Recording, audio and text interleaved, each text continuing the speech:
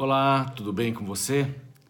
Bom, eu estou de novo aqui no Cevisa, no quarto aqui, e tentando fazer uma nova mensagem para você. Como já tinha dito, alguns programas tiveram um probleminha na gravação e já está em cima da hora, né? A gente vê isso mais ou menos próximo da data de colocar o programa no ar. Infelizmente, estamos aqui de novo, mas a palavra de Deus vai ser aberta e nós temos a maior alegria de poder compartilhar com você mais um programa Reavivados por Sua Palavra. Esse programa que vai ao ar pela TV Novo Tempo, todos os dias às 7 da manhã, com exceção do sábado, que vai às 5h30. E eu tenho maior honra e prazer de poder apresentar esse programa. Estou aprendendo muito, digo melhor, com a palavra de Deus. A gente estuda aí um capítulo da Bíblia por dia, faz a meditação. Agora é bem cedinho aqui, estou gravando bem cedinho aqui no Cevisa, deve ser umas 4 da manhã, porque hoje nós temos mais um dia de gravação, pelo menos um meio dia de gravação, aqui naquele lago bonito que vocês costumam ver aí no programa, né? E vamos trabalhar um pouquinho no livro do Apocalipse, tá? Um livro muito bonito, ele tem muitos códigos, muitos símbolos.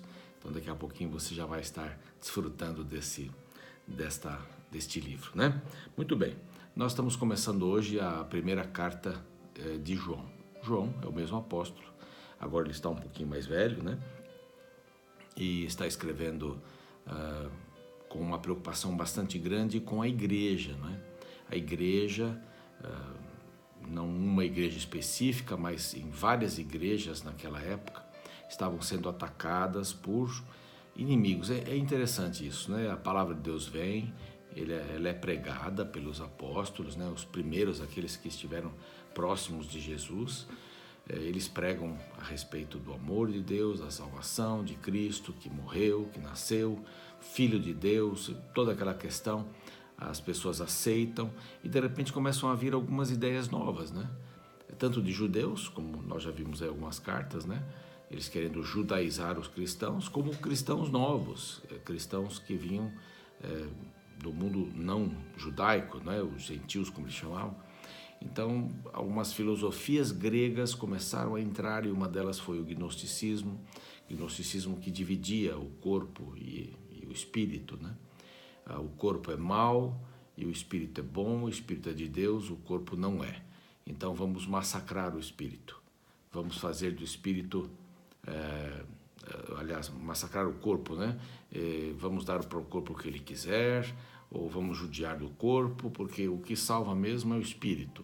E eles trouxeram essa visão de que o corpo é mau e o espírito é bom para o cristianismo. Então aí tem uma série de coisas que eles diminuíam a imagem de Cristo, né, dizendo que Jesus tinha nascido, tudo bem, quando ele foi batizado, Cristo veio, então eles acrescentaram isso à filosofia grega, Cristo veio, Cristo ficou com Jesus até perto da cruz, antes de morrer Jesus foi embora, aliás, Cristo foi embora e Jesus ficou, né, que é o humano. Então a parte boa foi embora e a parte humana ficou, então fazia uma confusão danada e diminuíam dessa maneira a visão que deveríamos ter de Jesus Cristo. Então, João está bastante preocupado e nesses capítulos que vamos ver aqui da primeira carta dele, depois as outras duas cartas tem um capítulo cada uma, essa é a maior carta de João, aí depois João escreve, ou temos na Bíblia o Apocalipse, que eu já mencionei, vamos estudá-lo.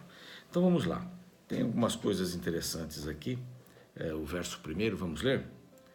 O que era desde o princípio, o que temos ouvido, o que temos visto, com os nossos próprios olhos, o que contemplamos e as nossas mãos apalparam com respeito ao verbo da vida. Você se lembra um pouquinho do Evangelho de João?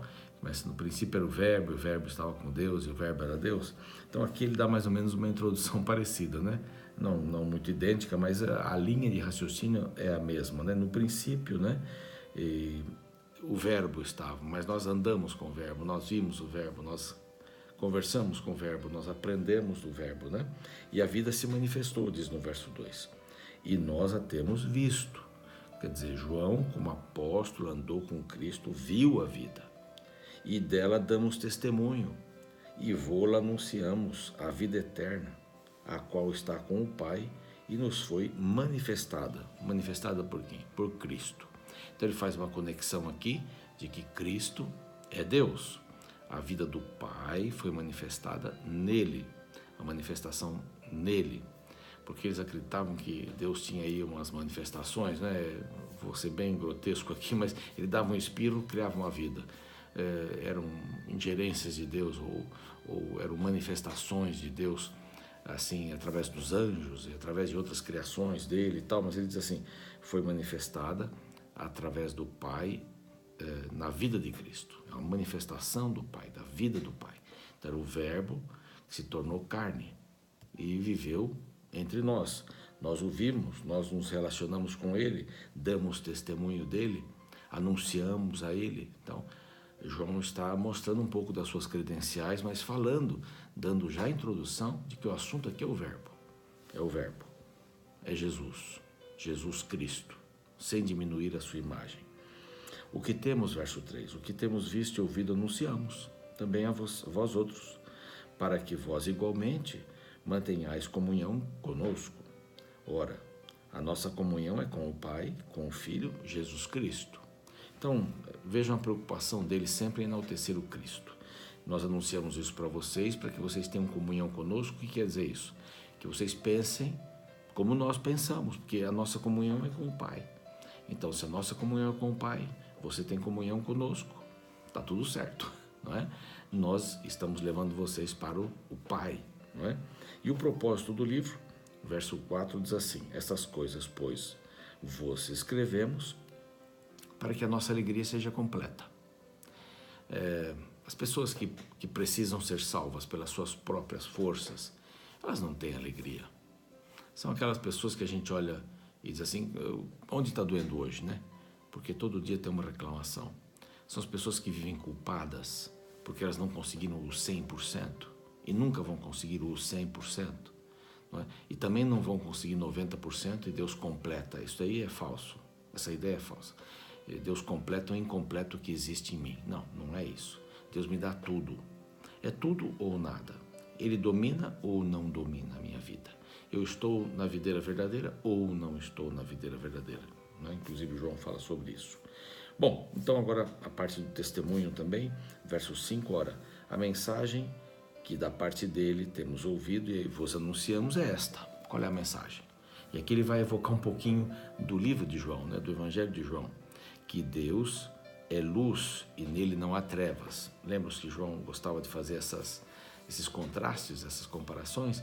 E em João capítulo 1, versos 1 a 14, ele fala, né, lá na metade mais ou menos, que ele é a luz, que veio para brilhar todo homem que estava nas trevas. Então, qual é a mensagem? A mensagem é essa, que Deus é luz, não é? E nele não há trevas. Se dizemos que mantemos comunhão com ele e andarmos nas trevas, mentimos e não praticamos o que é verdade. Então, andar nele, andar na luz, não nas trevas, não é? Se eu digo que estou com ele, mas estou nas trevas, eu estou mentindo. A grande realidade é essa. Muitas vezes nós não queremos pagar o preço. E qual é o preço que temos que pagar? É a dependência dele. No próprio Evangelho de João ele já falava isso. A dependência dele, fala isso na videira verdadeira, fala também no discurso de Jesus, tem que comer a carne e o sangue, né? É uma coisa assim, como comer a carne e o sangue. É isso mesmo. Viver, depender de Cristo, não é? E beber o sangue, no caso, seria, né? Não comer, mas viver dependendo dele.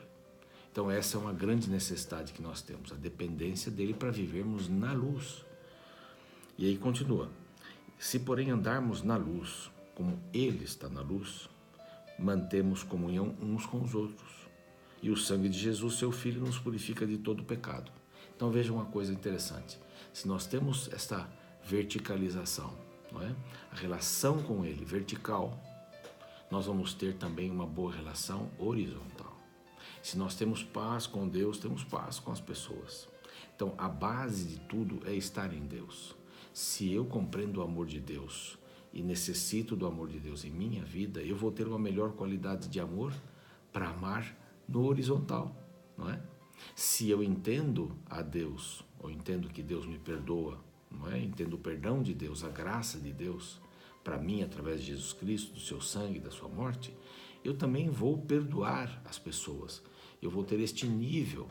Muitas vezes a gente tem dificuldade de perdoar alguém, a gente se sente culpado, muitas vezes a gente não consegue amar, nem a si mesmo, nem o próximo, não é? Porque falta esta relação vertical. A compreensão da necessidade que temos de estar ligados a Ele, se mantemos comunhão com Ele, mantemos comunhão uns com os outros. Então essa é a força aqui.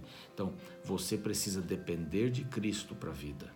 Ele é a luz que ilumina o seu caminho. Sem Ele, você e eu estamos nas trevas.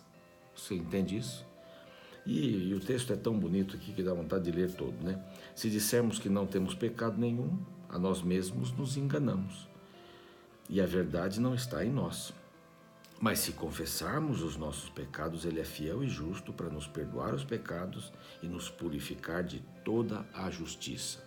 Então, se eu compreendo que o Senhor é o meu pastor, se eu compreendo que o Senhor é o meu Salvador, Ele me guia, Ele me salva, Ele me redimiu na cruz, então eu entendo que eu sou pecador e que dependo dEle. Então, se eu disser que não tenho pecado, eu sou mentiroso, né? Mas eu tenho que confessar os pecados ao Senhor. Isso não quer dizer assim, eu faço uma lista e tal. Não, eu tenho que ter isso no meu coração. A minha relação com Deus vai despertar isso. Vai mostrar as trevas que eu estou vivendo.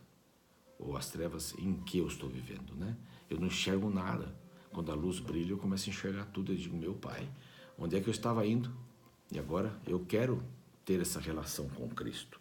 E o verso 10, se dissermos que não temos cometido pecado, fazemos-no mentiroso, e a sua palavra não está em nós.